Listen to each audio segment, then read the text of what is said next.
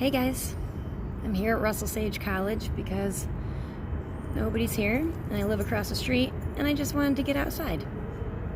So I'm gonna read a little bit out of Classroom 13. I'll be reading chapters 23 and 24.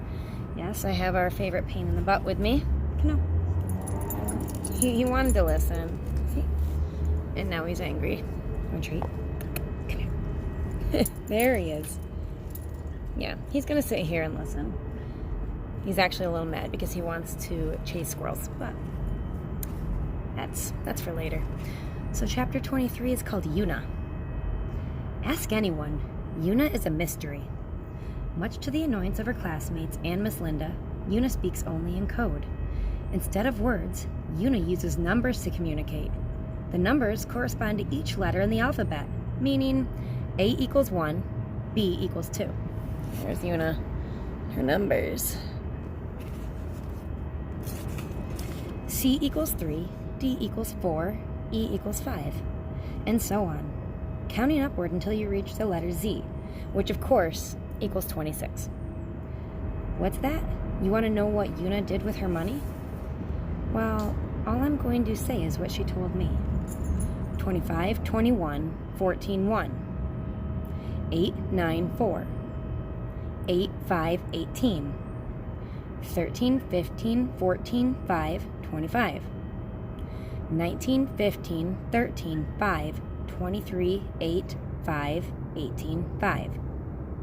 19, 5, 3, 18, 5, 20.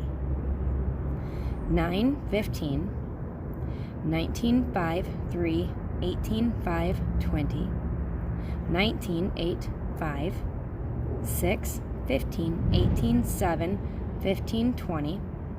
23, 8, 5, 18, 5. 9, 20. 23, 1, 19. If you want to replay this and figure all of that out, you'll be able to know what she did with her money. But apparently it's the code. Remember, A equals 1, B equals 2, C equals 3. It's kind of a math thing. I paused after each section. Or if you want to pause this video, there's the code. See if you can figure out what she did with her money. 24. Benji. Benji had very big, or should I say very small, plans for his new fortune. I'm going to shrink them all, he told his parents. Benji was smiling ear to ear. His mom and dad were nervous until they realized he wasn't talking about shrinking every person in the world. He was talking about shrinking their pets. You see, Benji had two loves: football and animals. He loved animals, but he loved miniature animals even more. Speaking of animals, Kano just sat on my foot. Panda, cows, and micro pigs. Bee hummingbirds and Philippine tarsiers. And let's not forget miniature horses and teensy-weensy fennec foxes. I blame the internet and all its videos of tiny, itty-bitty animals that are cuter than cute. I wish Kano was tiny right now. He's really hurting my foot. Benji had a stuffed animal collection on the same shelf as his football trophies, but it just wasn't the same. For real, guys. He's breaking my foot. I don't know if you can see it, but it's not. It's no bueno. There's a glare. I couldn't see if I showed you. Sorry. He wanted real-life mini pets. He wanted to hold them and hug them and love them and live happily ever after. Have you ever seen a pygmy marmoset? Look it up. It's no bigger than the palm of your hand. It could live in your shirt pocket. Benji wanted one, and he wanted everyone to have one. Everyone deserved a little bit of miniature joy. Think about it, Benji told his parents. If everyone had a teacup puppy to carry around all day, no one would be sad. He's got a point. You can't be sad when you look at that tiny, furry cuteness with its big, beautiful eyes. Plus, they're perfect for football practice. You can pull them out and cuddle with them in between plays. Benji's parents didn't understand their son. Triple J and Mark recommended the same scientist who helped them. They really like money, like way more than they like obeying the laws of nature and space-time and whatnot. If you're willing to pay, they'll pretty much do whatever you want. So Benji hired the scientist to build him a shrink ray. It looked like a huge laser cannon from an old sci-fi movie. Once charged, it shot a beam that could miniaturize anything. Big, scary animals became tiny, cutesy animals, said one scientist. Extra cutesy, another scientist added, counting his money. How can I be sure it works? Benji asked. Just then, a shrunken scientist the size of an action figure climbed onto his shoulder. Trust me, his wee voice squeaked. It works. Benji was so excited to get started, he bought 2 local pet stores, a farm, and the nearest zoo. One by one, Benji put the animals in front of the shrink ray.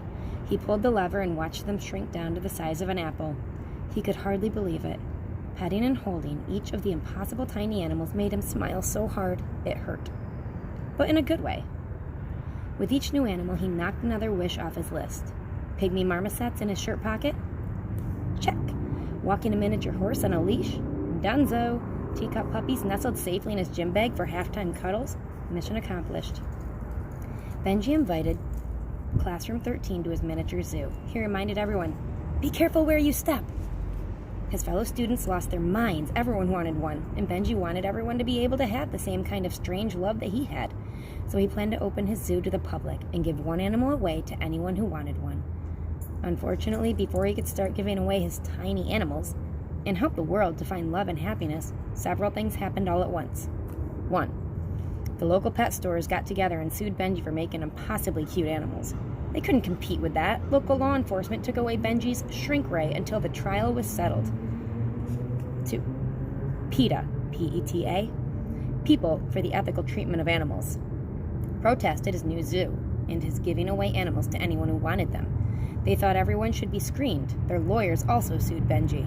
His zoo was closed to the public until the trial was settled. Yeah, I know it's a little loud out here. I'm in the city. 3. His parents sat him down when he came home. They also had their lawyers with them. You've shrunk enough things for now. Give it a minute. You've shrunk enough things for now, his mom's lawyer said. Time to grow your bank account. Your parents put the rest of your money in a savings account, the lawyer said. That way it can collect interest. But what about helping the world find love through miniature pets? It could bring world peace. Your dreams will have to wait until you're older, his mom's lawyer said. When? He said. When you're 18, the lawyer said. Benji was upset that he couldn't help the rest of the world find miniature happiness. But for now, at least, Benji was happy. When the cops and lawyers weren't looking, Benji managed to sneak a handful of plum-sized pets into his pockets. And that was chapter 23 and 24. Benji's idea was pretty cool. Although, I don't really want miniature pets. Kano's not miniature.